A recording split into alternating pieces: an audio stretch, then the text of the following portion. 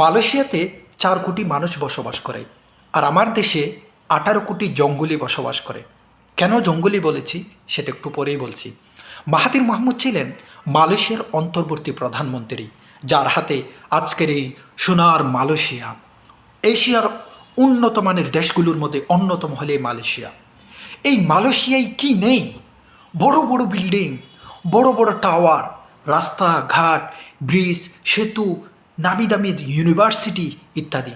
মালয়েশিয়াতে দেখার মতো দর্শনীয় জায়গার কোনো অভাব নেই। এই পুরো মালয়েশিয়াকে সাজিয়েছেন মাহাথির মোহাম্মদ।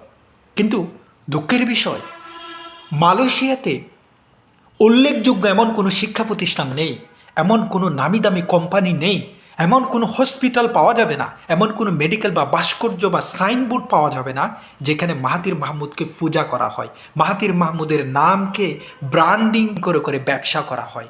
কিন্তু অন্যদিকে আমাদের বাংলাদেশে, যে কারণে আমি জঙ্গলি বলেছি, প্রত্যেকটা ঘাটে ঘাটে, গ্রামে গ্রামে অমুক ভাই তমুক ভাই, রাজপথ ছাড়ি নাই, তেল মারামারি চাটাচাটি, ব্যানার, ফেস্টুন এবং ছোট ছোট অবদানকে সেই বিশাল করে করে দেখানোর যে ব্যবসায়ী চেতনার যে ব্যবসা, তেলাতিলি, চাটুকার এবং পূজারির যে কালচার, সংস্কৃতি আমাদেরকে কখনো বিশ্বের দরবারে মাথা উঁচু করে দাঁড়াতে দিবে না।